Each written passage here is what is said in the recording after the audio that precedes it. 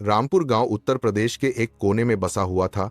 हरे भरे खेत, पुराने बरगद और पीपल के पेड़, सुबह की ठंडी हवा और शाम को मिट्टी की महक इस गांव को खास बनाती थी। गांव के बीच में बलवंत सिंह का बड़ा सा पक्का मकान था।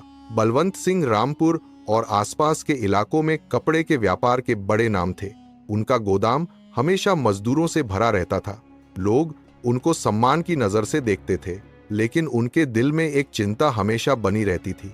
उनका इकलौता बेटा राहुल, राहुल की मां उसे जन्म देते ही इस दुनिया को अलविदा कह गई थी। बलवंत सिंह ने बेटे को अकेले पाला। राहुल अच्छा, सीधा और आज्ञाकारी लड़का था, लेकिन बहुत भोला था। गांव वाले कहते थे, राहुल को तो कोई भी चुटकियों में ठग लेगा। यह बात बलवंत सिंह को बहुत परेशान करती थी। एक शाम बलवंत सिंह के पुराने मित्र महेंद्र आए। दोनों पुरानी यादों में खो गए। चाय पीते हुए महेंद्र ने कहा, बलवंत भाई, अब राहुल की शादी का समय हो गया है। बलवंत सिंह ने गहरी सांस ली और बोले, महेंद्र, मैं साधारण रिश्ता नहीं चाहता। मुझे ऐसी बहू चाहिए जो रूप और संस्कार के साथ साथ दिमाग वाली भी हो। राहुल सीधा है, किसी के बहकावे में आ जाता है। अगर उसकी पत्नी समझदार नहीं हुई तो बाद में पछतावा होगा। महेंद्र मुस्कुराए, एक लड़की देख रखी है, नाम है संगीता। परिवार मध्यम वर्ग का है। लड़की सरल, संस्कारी और घर संभालने में निपुण है। ठीक है, कल ही चलते हैं देखने। बलवंत सिंह ने फैसला कर लिया। अगले दिन दोनों संगीता के घर पहुंचे। औपचारिक बातचीत हुई, चाय नाश्ता हुआ।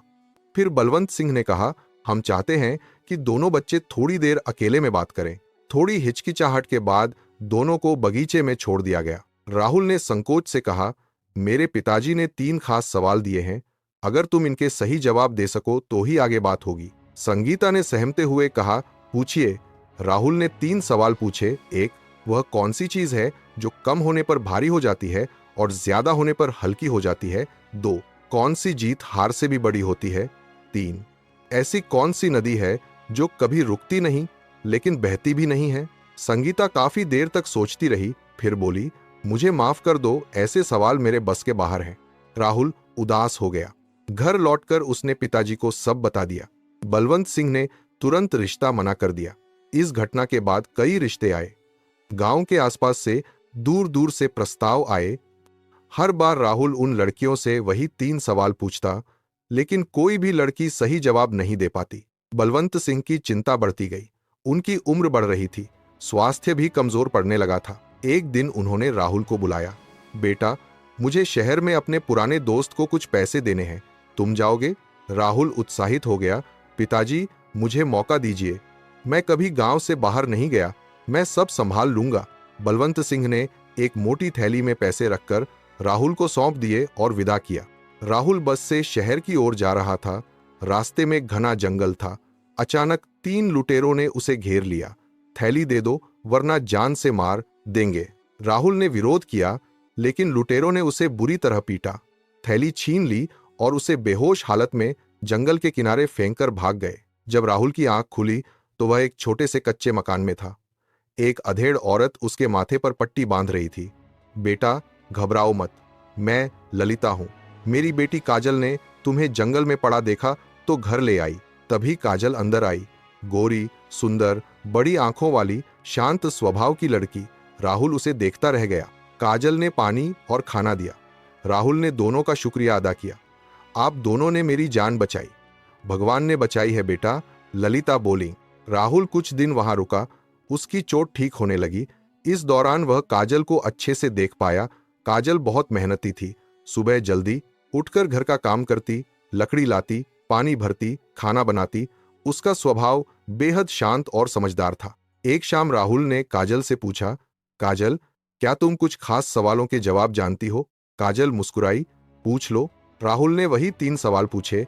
काजल ने बिना किसी हिचक के जवाब दिए। 1, वो चीज है इंसान का मन। जब गुस्सा और नफरत कम होती है तो मन भारी लगता है।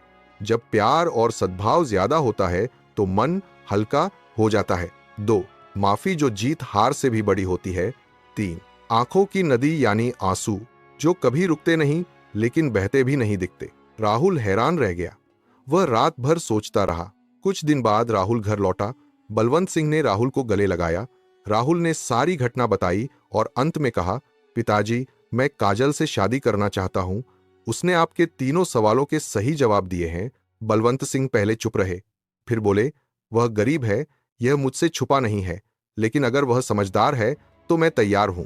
कुछ दिनों बाद बलवंत सिंह स्वयं ललिता के घर गए। रिश्ता पक्का हो गया। शादी का दिन पूरे रामपुर गांव में शादी की धूम मची हुई थी। बलवंत सिंह ने कोई कसर नहीं छोड़ी। काजल को घर की बहू बनाकर लाया गया। ललिता रोते हुए अपनी बेटी को विदा कर रही थी। काजल घर आई तो सब बदल गया। उसने घर की जिम्मेदारी संभाल ली। बलवंत सिंह की दवा, दर, राहुल का ध्यान, गोदाम का काम, सब कुछ वह संभालने लगी। राहुल भी बदल गया।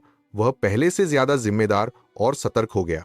बलवंत सिंह अंतिम दिनों में मुस्कुराते हुए कहते, अब मुझे चैन की नींद आती है, मेरी तलाश पूरी हो गई। कहानी का अंत, काजल ने न सिर्फ घर संभाला बल्कि पूरे गांव में अपनी समझदारी और अच्छे व्यवहार से नाम कमाया। लोग कहते, बलवंत सिंह को सही बहू मिली।